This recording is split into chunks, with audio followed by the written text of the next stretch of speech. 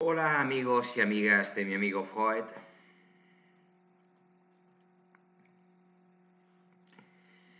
Bueno, eh, volvemos con los vídeos de psicometría. Habíamos terminado el vídeo anterior hablando de los primeros test mentales.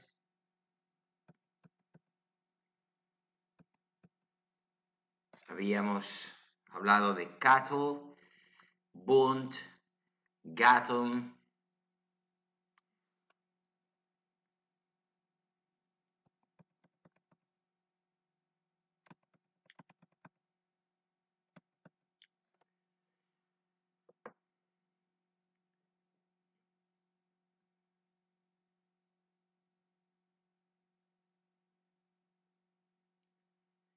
Y de los test de tipo sensorial y motor,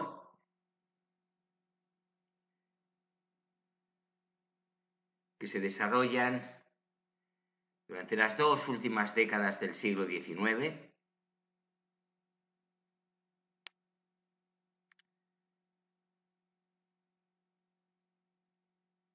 con ocasión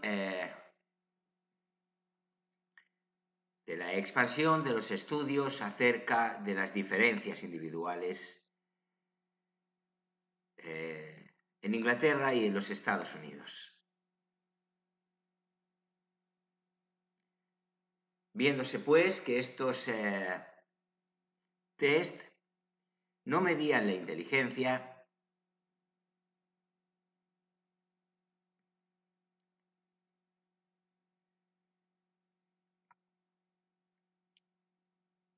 quedó patente la refutación de la hipótesis de la relación entre la capacidad sensorial y la inteligencia.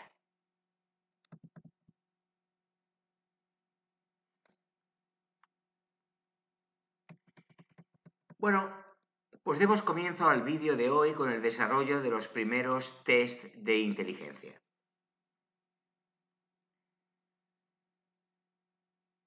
Alfred Binet fue el primero en darse cuenta de que las sensaciones no jugaban un papel demasiado importante en la psicología diferencial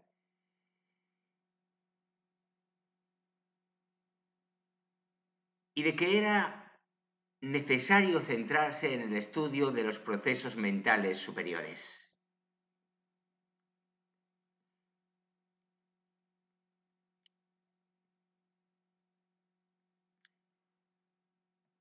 Otro de los aciertos de Binet fue darse cuenta de la importancia que tenía la edad de los sujetos como variable interviniente.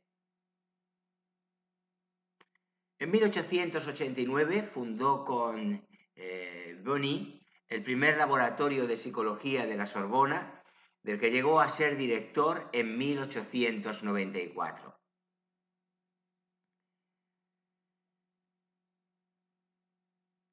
Binet trabajó con Simon realizando una serie de investigaciones cuyo resultado fue la publicación en 1905 de la que puede ser considerada primera escala de inteligencia. A diferencia de los test de Gardner, este test ya no se ocupaba de las funciones motoras o sensoriales, sino de la capacidad de comprensión y razonamiento de los niños.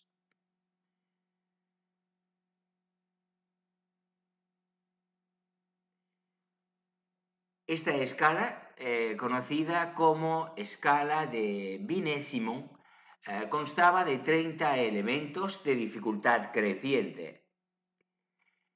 Y aunque se incluían algunos elementos de tipo sensorial, la mayoría eran verbales.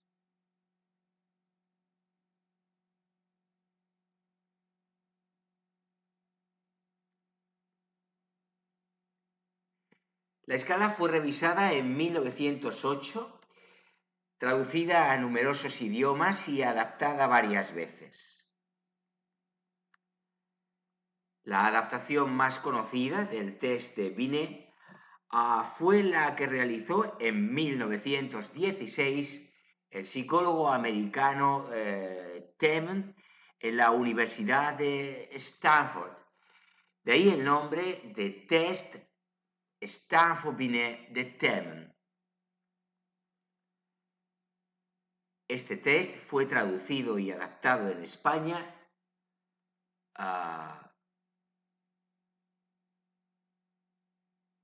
por Germain y Rodrigo en el año 1928.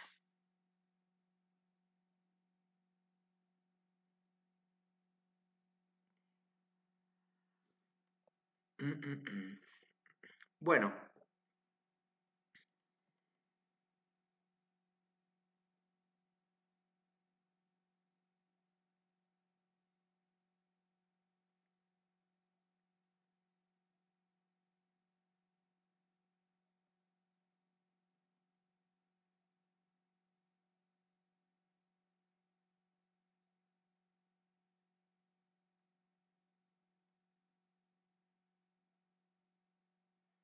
aunque la finalidad inicial de la escala era detectar a los sujetos que presentaran algún retraso intelectual, posteriormente se utilizó para el estudio de las diferencias en otros niveles.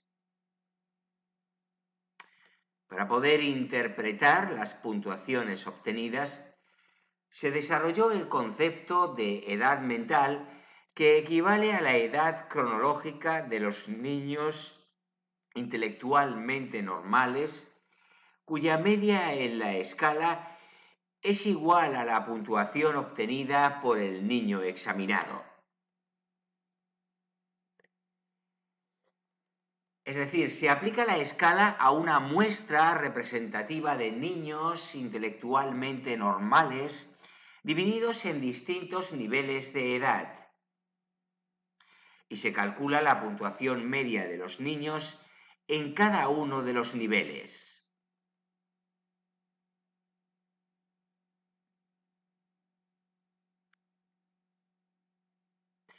Esa sería la norma establecida con la cual comparar los resultados obtenidos.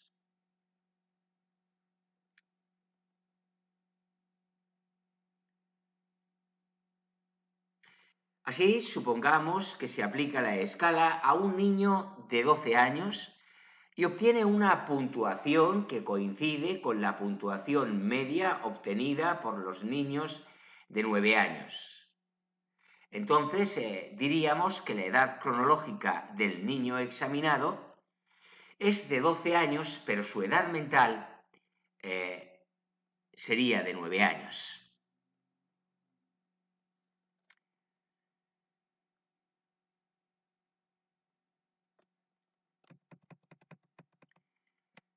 Temin consideraba que la inteligencia se podía definir como la habilidad para llevar a cabo razonamientos abstractos, y a pesar de que sigue la táctica de Binet para la elaboración de sus test, utiliza como medida de la inteligencia el concepto de cociente intelectual, CI, acuñado por Stern en 1912.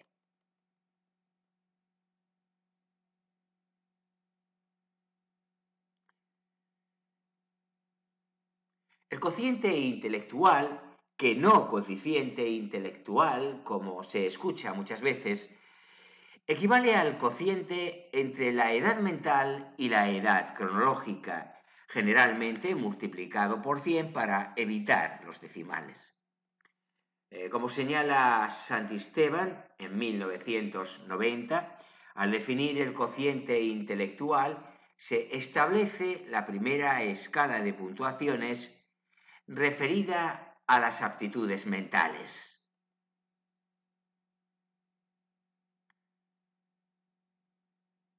En 1937, junto a Merrill, llevaron a cabo otra revisión del test de Binet y obtuvieron dos formas paralelas.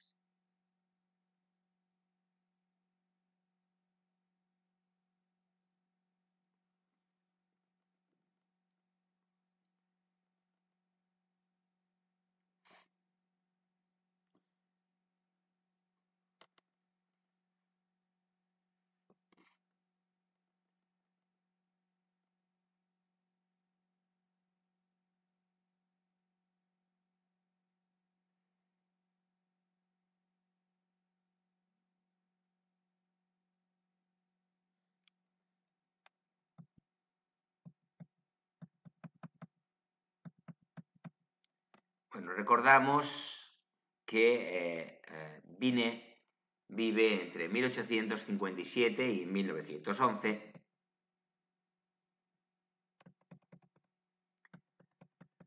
Y asimismo que Temen vive entre 1877 y 1956. Para ubicarnos históricamente.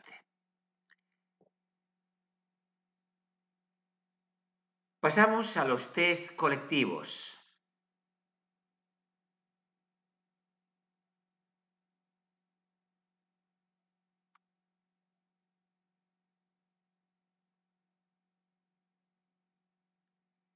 Todos los test desarrollados hasta el momento eran de aplicación individual, lo que representaba un gran inconveniente por la cantidad de tiempo que requería su aplicación. Pero la entrada de Estados Unidos en la Primera Guerra Mundial en el año 1917 y la necesidad de seleccionar y clasificar el contingente de personas disponibles en función de sus capacidades hacía imposible la aplicación de este tipo de pruebas.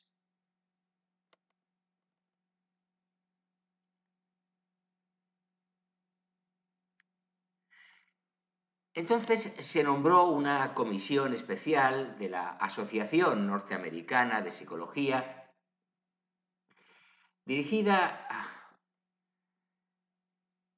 por Jekes, con el encargo de investigar nuevos procedimientos que posibilitaran la administración de test en el ejército. Para ello se pusieron en contacto con Arthur Otis, que llevaba tiempo trabajando en un test colectivo de inteligencia, y a partir de ese material se diseñaron los famosos test conocidos como test alfa y beta, que fueron publicados en 1918.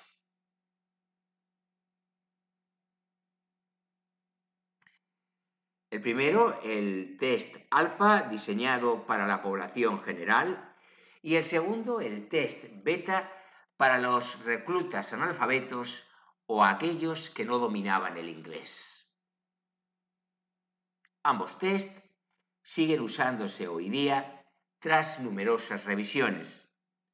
Este fue el comienzo de los test colectivos, según afirma Otis en 1939.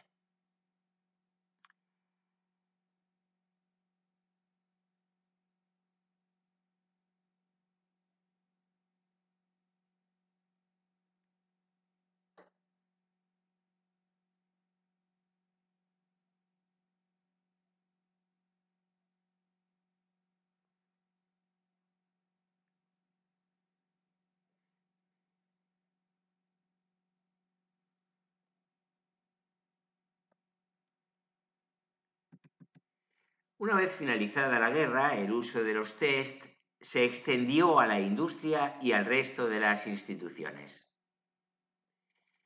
En 1922, Cato fundó la primera empresa dedicada a la publicación masiva de test, y a partir de ese año empezaron a utilizarse normalmente como instrumento de selección en la administración americana.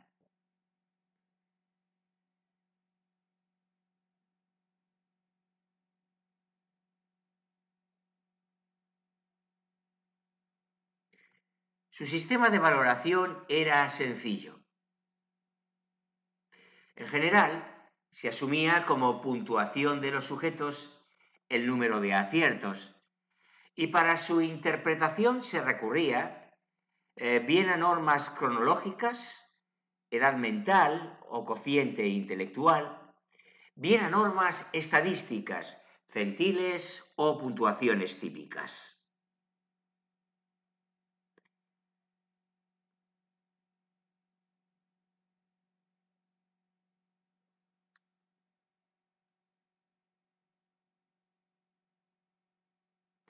En 1938 apareció el test de Wechsler-Bellevue para la medición de la inteligencia en los adultos. Y en 1949 apareció una versión para niños conocida de forma abreviada como WISC. En 1955 apareció una revisión de la escala anterior denominada Wechsler Adult Intelligence Scale, WAIS, WAIS, que a su vez fue revisada en 1981 y en 1967 apareció el Wechsler Preschool and Primary Scale of Intelligence. La aparición de estas escalas supuso un gran avance en el desarrollo de los test, entre otras cosas porque se había constatado la falta de efectividad que tenía el test de Stanford-Binet aplicado a adultos.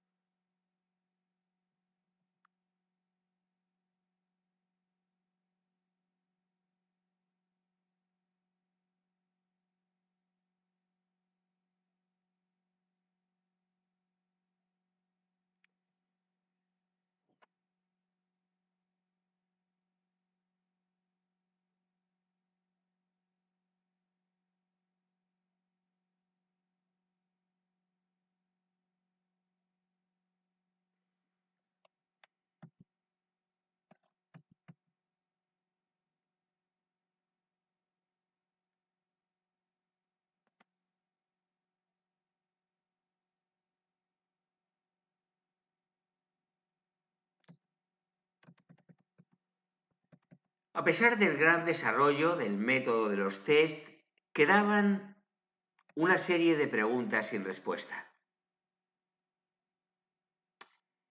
¿Qué es lo que miden realmente los test? ¿Existen realmente los rasgos que dicen medir los test?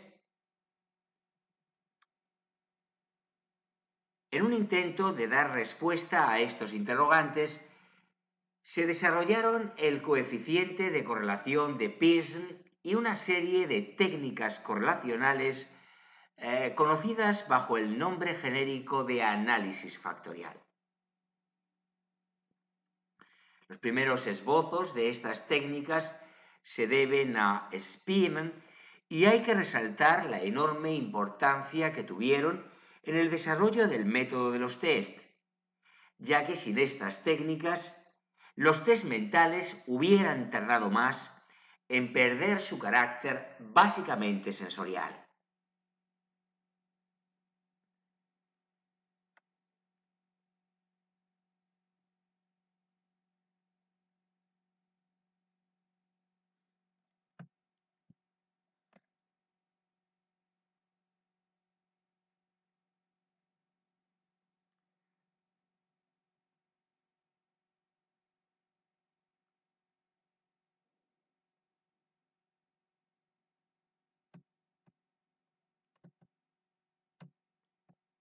El objetivo común de las técnicas reunidas bajo el término análisis factorial es representar un conjunto de variables observables, escalas, ítems, etc., mediante un número más pequeño de variables no observables sino latentes, llamadas factores, de las que las primeras son indicadores.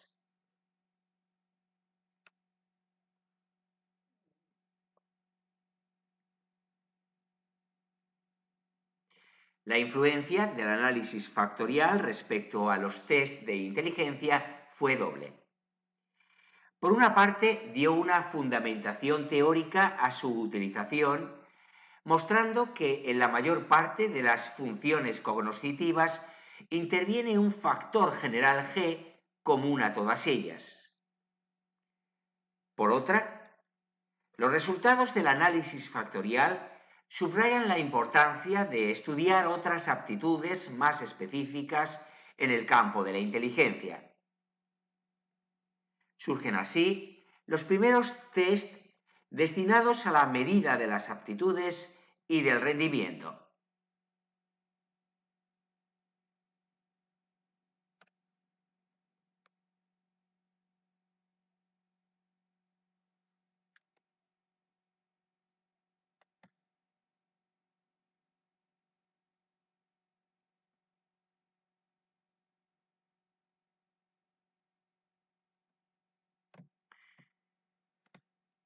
Entremos ya en las baterías de aptitud múltiple.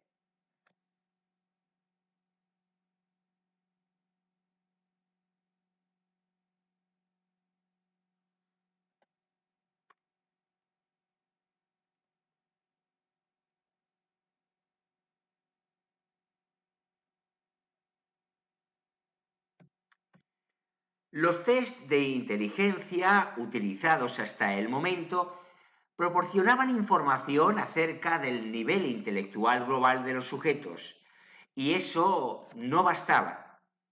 Era preciso trazar su perfil mental en función de las puntuaciones específicas obtenidas en diversos factores cognitivos.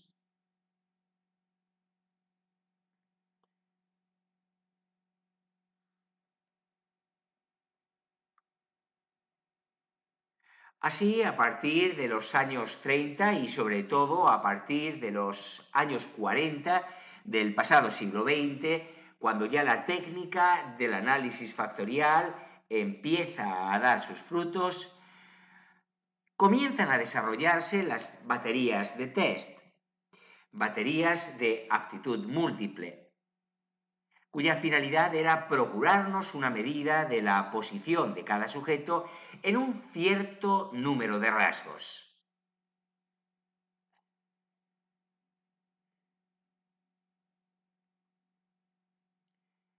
En lugar de una puntuación total, o CI, se obtiene una puntuación por separado para cada rasgo, dando, como señala Muñiz en 1992, una mayor importancia a un factor general de inteligencia que articularía jerárquicamente otros factores de grupo, si seguimos a la escuela inglesa, o reclamando un plano de igualdad para factores múltiples, si seguimos a la escuela americana.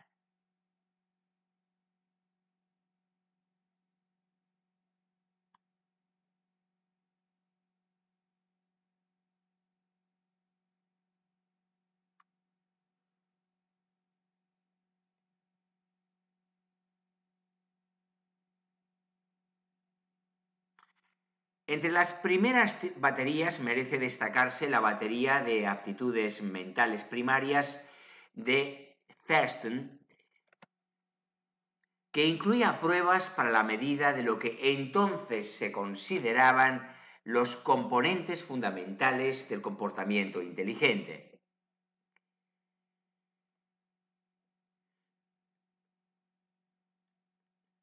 Comprensión verbal, fluidez verbal, aptitud numérica, aptitud espacial, memoria, rapidez perceptiva y razonamiento general.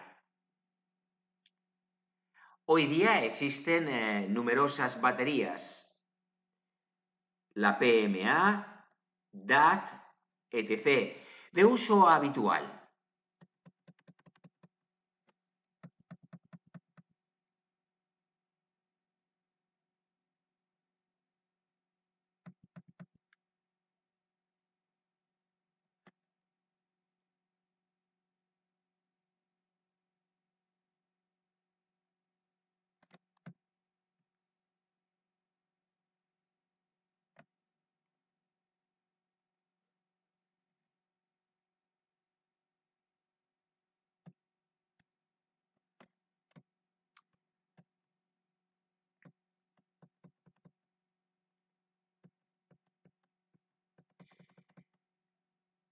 Comencemos con los test de personalidad.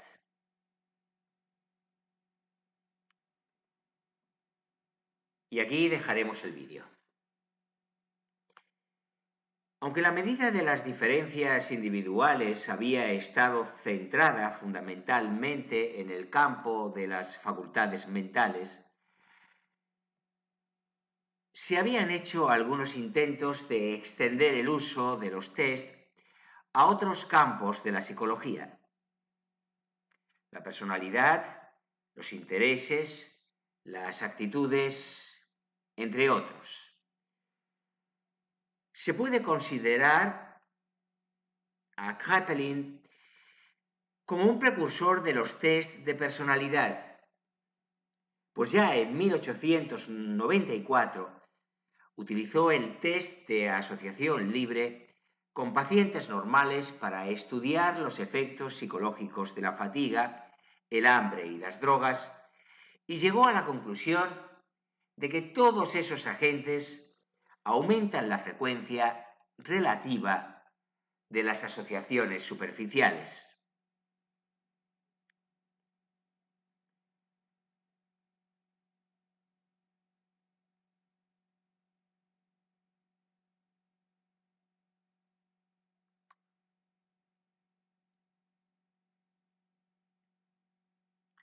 El prototipo de cuestionario de personalidad con carácter psicométrico es la hoja de datos personales de Woodworth, 1917, utilizada en la Primera Guerra Mundial y cuya finalidad era la detección de aquellos sujetos que por padecer trastornos neuróticos graves no eran aptos para el servicio militar. Posteriormente se prepararon distintas formas de este cuestionario e incluso se preparó una forma para niños.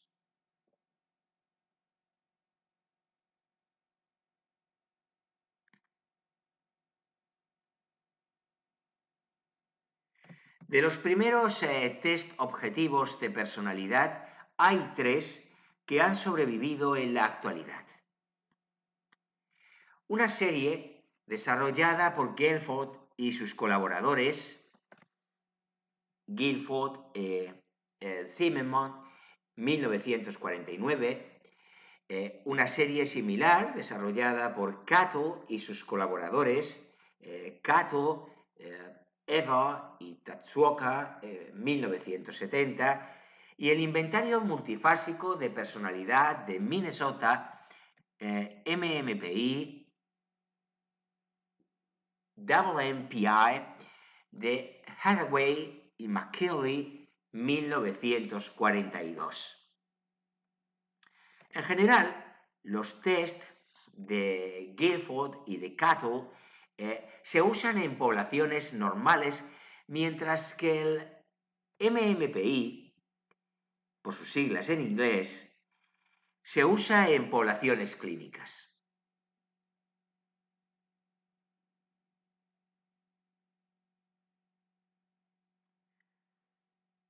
Además, los test de Guilford y de Cato están basados en el análisis factorial y están orientados hacia los rasgos,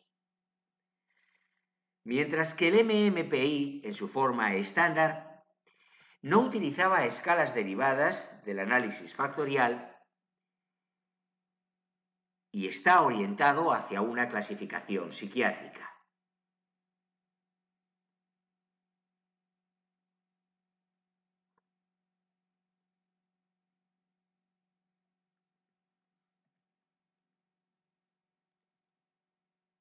Durante la primera mitad del siglo XX se fueron perfilando otro tipo de test, los test proyectivos.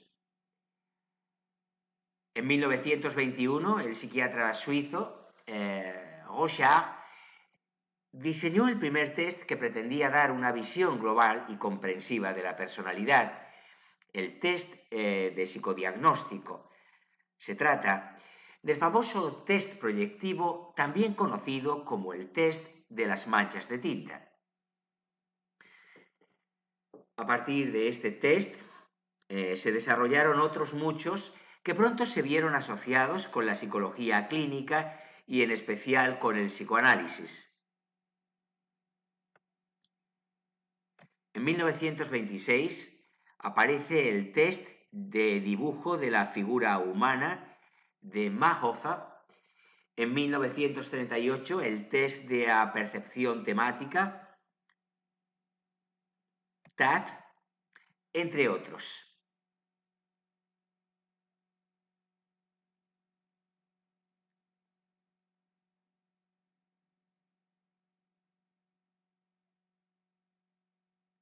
No obstante, como señalan Goldstein y Gerson, en 1984 hay varias razones que han contribuido a que disminuya la utilización de estas técnicas. El aumento de la sofisticación científica ha creado una atmósfera de escepticismo en torno a estos instrumentos. El desarrollo de procedimientos alternativos, por ejemplo el MMPI y otros test objetivos, convenció a algunos psicólogos clínicos de que a partir de estos procedimientos se podía obtener la misma información y de una manera menos costosa. Y las técnicas proyectivas en general estaban asociadas en cierta medida con la teoría psicoanalítica. A pesar de estas razones científicas, prácticas y filosóficas, el test de Rorschach sigue mostrando su utilidad.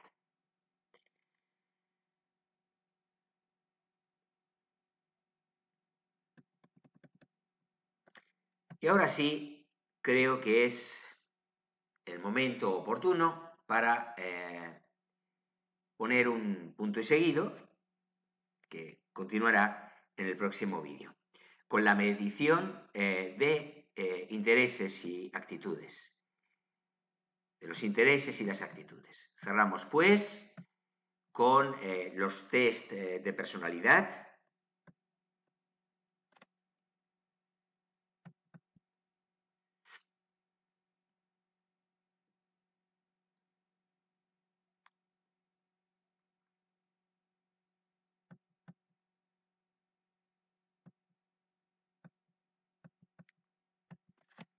Bueno, pues como digo, es suficiente para este vídeo.